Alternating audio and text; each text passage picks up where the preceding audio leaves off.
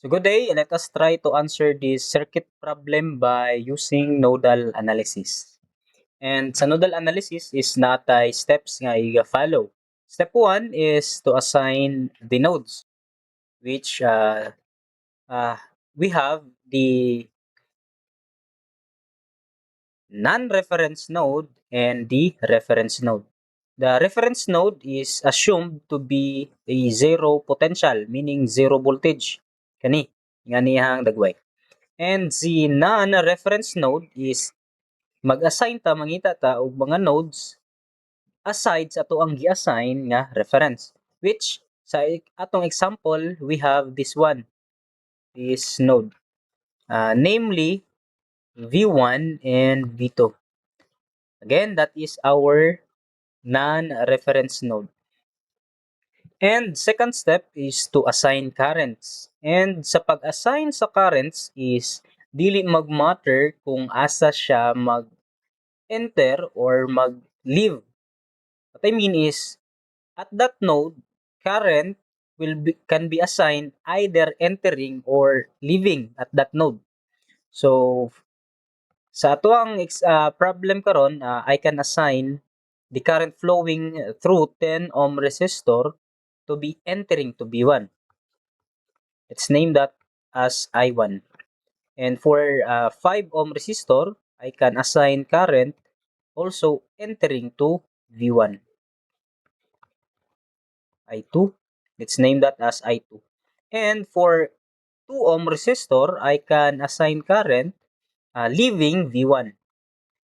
Let's name that I3. And finally, for our 4 ohm resistor, I can assign also the current entering to V2. Again, it will not matter kung asa siya padulong, either pa-enter ba or pa-leave sa node. Let's name that as our I4. And after that, I take note di ay nga, if pila ka buok ang imuhang non-reference node is equal sa imuhang mabuhat na unknown equation.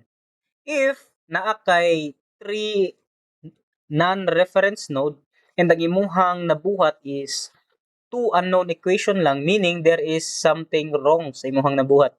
Kay kung pila ang imuhang non-reference node, again, equal sa imuhang unknown equation. So this third step is dili ni siya third step. The third step is to apply KCL, the Kirchhoff current law, which states that the summation of current entering at that node is equal to the summation of current leaving at that node. So what do I mean? So for example, at node V1 by KCL, at node V1, V1, ang current nga ga-enter kang V1 is equal po sa current nga ga-leave kang V1. So, kinsa ang ga-enter? Si I1 and si I2. So, summation man, so meaning we need to add I1 plus I2 is equal to current leaving is duha, si source na to nga na ay value nga 6 amperes and si current na I3. I3 plus the current source na to na naay value nga 6. And we will be solving this in terms of V1 and V2 kay mao ang require sa problem and dili si current nga puros I. So need to siya i-transform in terms of V. Paano? In terms of voltage. Sa concept na current is equal to the potential difference over its resistance, si numerator nag-state nga si higher potential minus the lower potential. That's why it's a term potential difference. So basically that is the voltage, but ang voltage is higher minus the lower potential. So to apply that, we can have the I1. Kung asa nagikan, mao si higher. Kung asa padulong, mao ang lower. For example, I1 is nagikan siya diri sa atuang reference node na naghatag og 0 voltage. And padulong siya kang V1.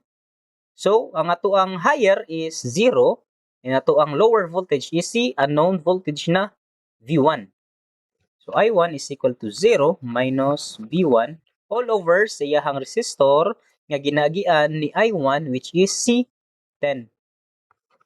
The same goes with the other currents. Plus I2, nagikan siya sa 0 voltage sa tong reference to V1. So, ang higher is 0 minus the lower V1 all over the resistance na ginagian sa I2 which is C5 ohm is equal to I3 is leaving V1, so meaning ang ginaliva niya mo ang higher.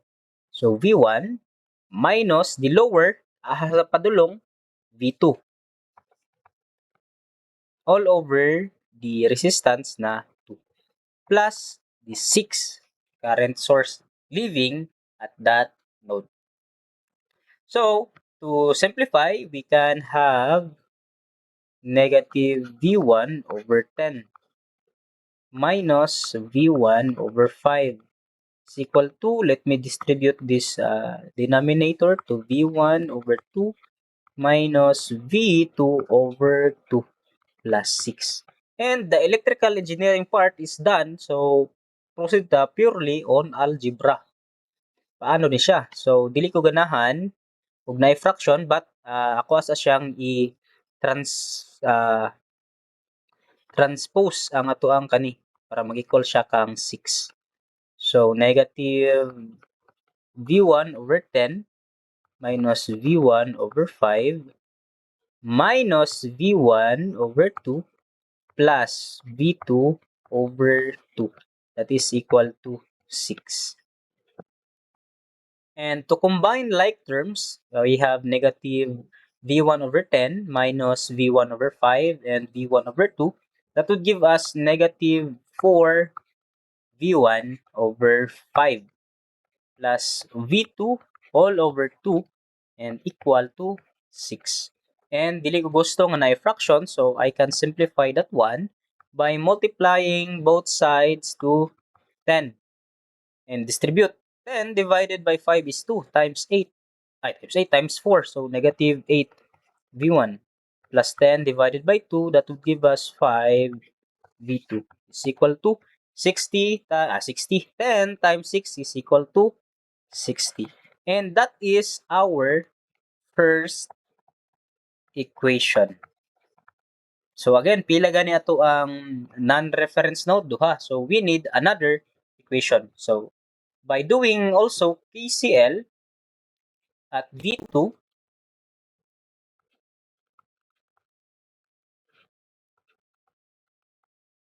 summation of current entering summation is equal to summation of current leaving. So kinsa ang ga-enter?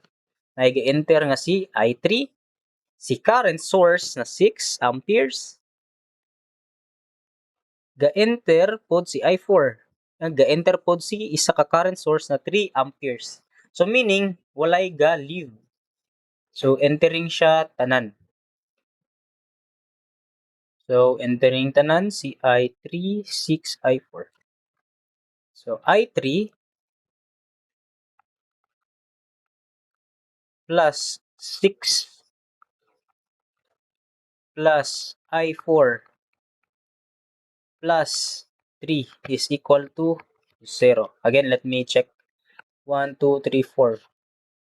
1, 2, 3, 4. So, okay. Equal to 0. Kay walay nag-leave. Puro siya entering. And again, by applying potential difference, I3 from the equation above, ganiha, I3 is equal to V1 over V2. V1 minus V2 over 2 plus 6 plus I4, the potential difference of I4 is 0 minus V2. 0 minus V2 all over yung resistance na 4 plus 3 is equal to 0. I3 is over 2. So, right. And to simplify again, V1 over 2 minus V2 over 2 plus 6 minus V2 over 4 plus 3 is equal to 0. And we can combine this one, the whole number, and also the negative V2 over 2 minus V2 over. So we will now have V1 over 2. Combine these terms, which give us minus 3 V2 over 4 plus 6 plus 3 is equal to 9, 0. So, we can transpose this negative 9. But before that, we can get rid of the fraction by multiplying both sides by 4. Distribute 4 divided by 2 is 2v1 minus 3v2, and 9 times 4 is equal to 36. And i-transpose ato, may mo siyang negative 36. And finally, we have our second equation, or equation number 2. And now we have our system of equation, which consists from our equation 1 and equation 2, right? So daghan siya og way para makasolve og system of linear equation. But for this video, let us try to apply the elimination method. You can also try to apply the matrix, particularly the Cramer's rule and the substitution method. So let's try sa ato ang method nga elimination. By multiplying, kay gusto na ko kuhaon si V1, so paano na ko siya ma-add? So I can try to multiply 4 to the equation number 2. So that would give us 4 times 2 is 8 V1 minus 4 times 3 is 12 V2, that is equal to 4 times negative 36 is equal to negative 144. So I can add our equation 1 and the new equation number 2. So allow me to rewrite negative 8v1 plus 5v2 is equal to 60. So by adding the two equation, 8v1 minus plus negative 8v1, that would give us 0. Negative 12v2 plus 5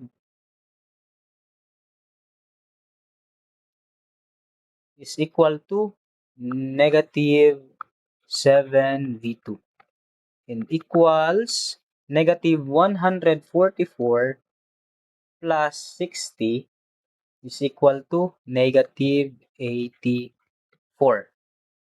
And to simplify, negative 7 V2 is equal to negative 84. And to solve for V2, we can divide both sides by negative 7 and negative 7. 84 divided by 7 is equal to 12. So our V2 is equal to negative 12 volts. And to solve for V1, we can now substitute V2 to any of the equation. So, sige, let's try to substitute V2 sa equation number 1. Negative 8V1 from equation 1. Negative 8 V1 plus 5. Substitute ang value ni V2 na negative 12 is equal to 60. 5 times 12 is equal to 60 plus, negative 60 is equal to 60. Ay, bakit negative? Sorry. Cancel out ni siya. So, positive ni. Positive 12. Positive 12. So, plus. So, 8 V1 negative. So, cancel out si 60. So, negative 8 V1 is equal to 0. So, therefore, ato ang V1 is equal to 0 volts. And to answer this problem, ang ato ang V1 di ay is equal to 0 volts. So, ang V2 is equal to 12 volts. And that's it.